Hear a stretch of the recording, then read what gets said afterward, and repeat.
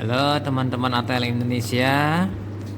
Kali ini kita membahas materi praktikum kimia klinik mengenai kreatin kinase MB atau CKMB yang menggunakan metode kinetik. Nah, jadi di sini kit reagen yang kita gunakan kita review. Pertama, yang penting adalah metodenya UV kinetic test increase reaction. Jadi ini reaksinya naik, yang dioptimisasi cara DGKC atau IFCC. Panjang gelombang 340 nanometer atau menggunakan filter Hg 334 nanometer. Temperatur 37 derajat Celcius. Sementara untuk sampelnya menggunakan serum atau plasma. Jadi tapi yang paling disarankan adalah serum. Linearitasnya tidak lebih dari 2000 U per L. Dia mampu mengukur sampai 2000 U per L.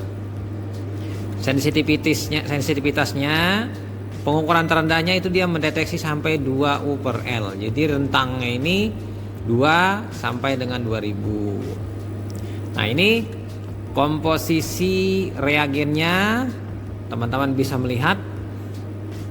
Nah, lalu kita lihat dari summary-nya dulu bahwa kreatin kinase adalah enzim yang konsisten yang terdiri atas isoenzim terutama otot muscle M, brain B. Jadi kan kombinasi nih.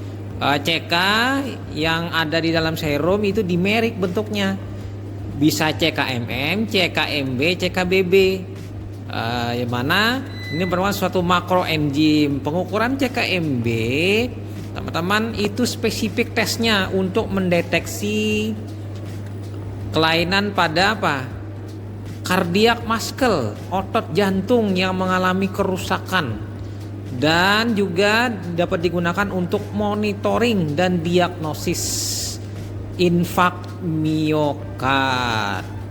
Nah, itu sebagai anunya. Jadi di sini digunakan CKMB untuk faal atau fungsi jantung. Nah, prinsipnya CKMB yang terdiri dari CKM, CKB spesifik dengan antibodi terhadap CKM, inhibisi kompleksnya dari CKMM activity. Jadi diinhibisi dia. Inhibisi artinya dihambat.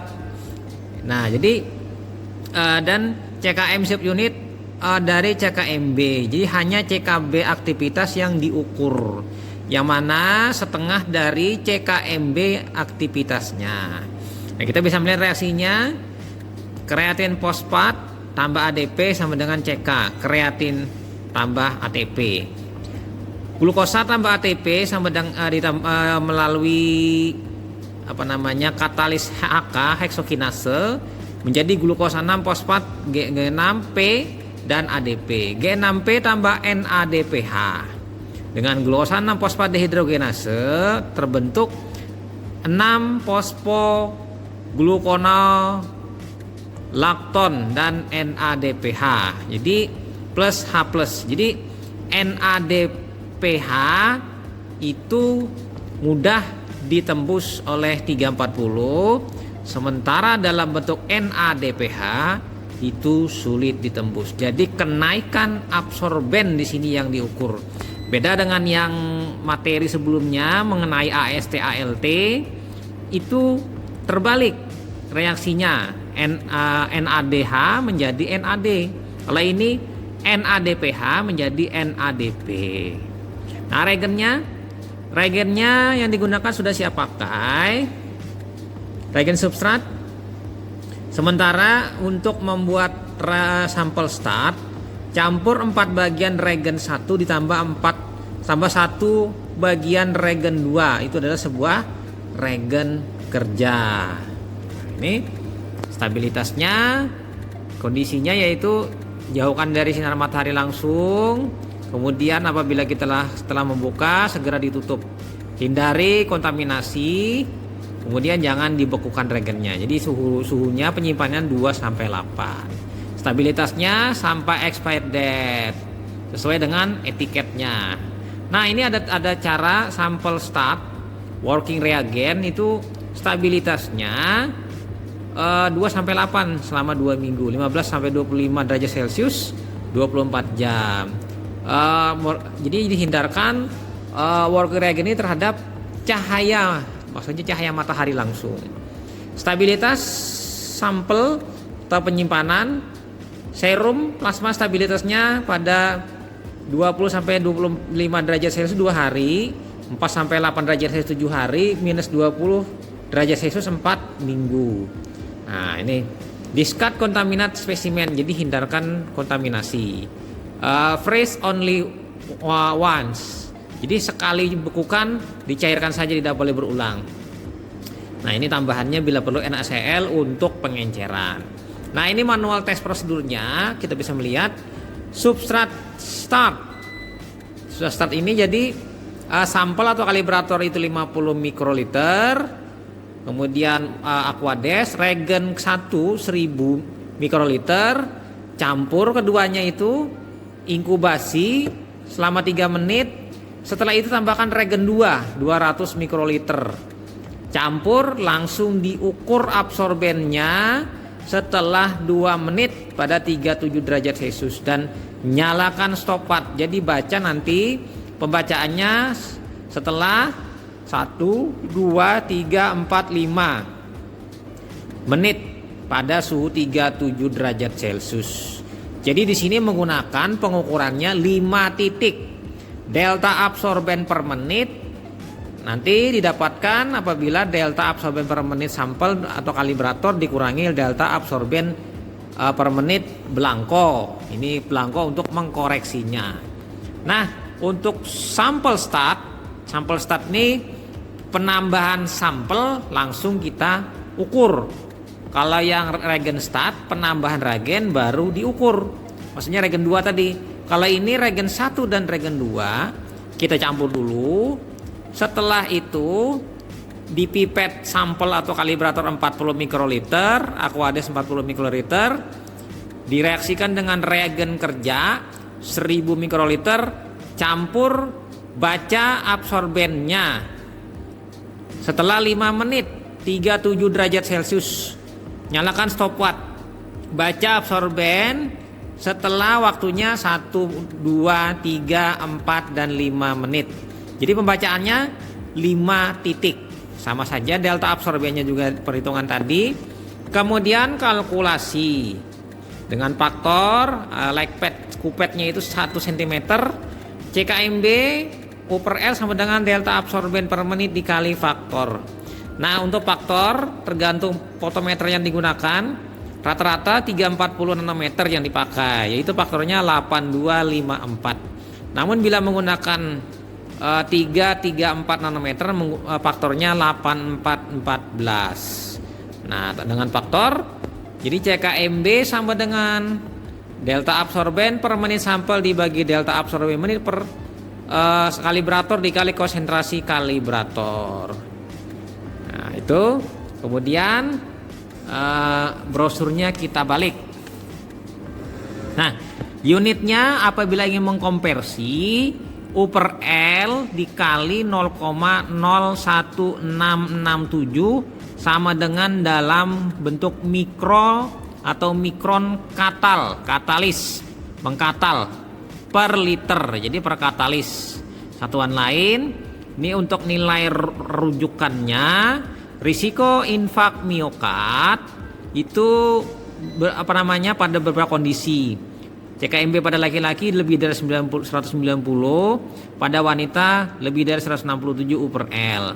Nah, untuk CKMB-nya yaitu lebih di atas dari 24 U per L. Nah, untuk CKMB activity itu antara 6 dan 25% dari total CKMB. Itu. Kemudian lagi, nah di sini specificity interferen ini mempengaruhi vitamin C 30 mg per DA dapat mempengaruhi. Kemudian konjugat unconjugat bilirubin 25 mg per DL. Jadi bilirubin 25 mg per dl, maka ini dapat mempengaruhi, tapi di bawahnya aman. Trigliserida 900 itu dapat juga tidak dapat mempengaruhi, maksudnya ini. Bila lebih dari kadar 30, 25, 900 ini akan mempengaruhi pengukuran. Hemoglobin juga bila konsentrasinya 25 mg per dl, lebih dari itu. Kemudian itu saja mengenai brosur yang penting yang kita bahas mengenai pengukuran CKMB. Nah, untuk reagennya kita bisa melihat ini reagennya terdiri dari dua reagen A dan reagen B. Yang mana ada dua, tutup warna hitam dan tutup berwarna hijau dan tutup berwarna putih. Nah, dua buah yang reagen yang berukuran tutup berwarna putih itu banyak volumenya, maka perbandingannya sesuai dengan yang tadi, pencampurannya maka lebih banyak diambil nanti dibandingkan reagen 2 yang ukuran volumenya kecil. Jadi kita mencampur dulu reagennya di luar apabila kita ingin sampel start. Apabila substrat start, campur dulu sampel dengan baper lalu direaksikan nanti dengan reagen 2. Nah, itu nanti pengukurannya beda sampel start dengan reagen start. Oke teman-teman, kita lanjut ke pemeriksaan yang mana ini kita sudah menyiapkan satu buah spesimen. Ini tabung sampel 1, tabung sampel 2, kemudian ini reagen 1, ini reagen 2. Lalu kita menggunakan mikropipet 50 mikroliter, mikropipet 1000 mikroliter, dan mikropipet 100 mikroliter. Yang mana nanti kita menggunakan substrat start dengan cara kita memasukkan dulu sampel sebanyak 50 mikroliter. Kita ambil sampel 50 mikroliter sampel, lalu kita masukkan ke tabung. Nah, sekali lagi kita ngambil, ini contoh kita pengambilan supaya lebih nyaman. Ambil. Nah, setelah kita ambil 50 mikroliter, nah kita contohnya kita ngerjakan yang di nomor 1, lalu ditambah dengan reagen 1 sebanyak 1000 mikroliter. Nah, kita buka reagen 1 dari CKMB 1000 mikroliter, 1 mililiter.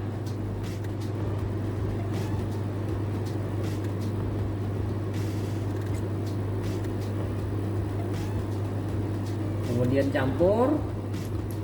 Nah, lalu didiamkan kurang lebih selama 3 menit. Campur, diamkan selama 3 menit. Putar timer 3 menit. Nah, 3 menit.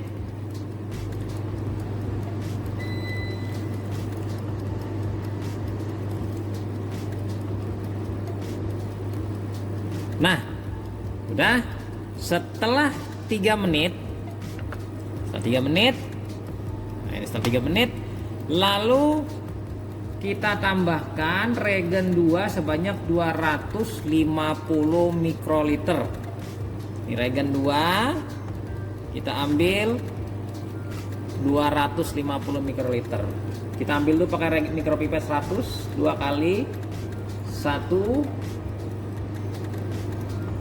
200, tinggal kita tambahkan dengan 50 mikroliter. 50 mikroliter.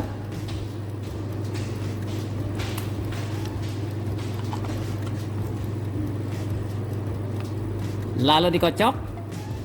Setelah dikocok, diamkan selama 2 menit, suhu 37 derajat Celcius.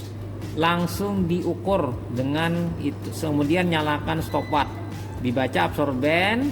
Setelah 1 menit setelah 1, 2, 3, 4, dan 5 menit suhu 37 derajat Celcius. Lalu dihitung delta absorben, selisih absorben rata-rata nanti. Absorben 0 dengan 1, 1 dengan 2, 2 dengan 3, 3 dengan 4, 4 dengan 5, kemudian 5 dan 6. Dapat 5 absorben, ditambahkan semuanya, lalu dirata-ratakan. Itu dapat delta absorben per menit dikali dengan 8, faktor kinetiknya 8254. Nah, akan didapatkan kadar CKMB U dalam U per L. Nah, itu saja teman-teman. Semoga bermanfaat pengukuran CKMB pada kali ini. Ya, terima kasih.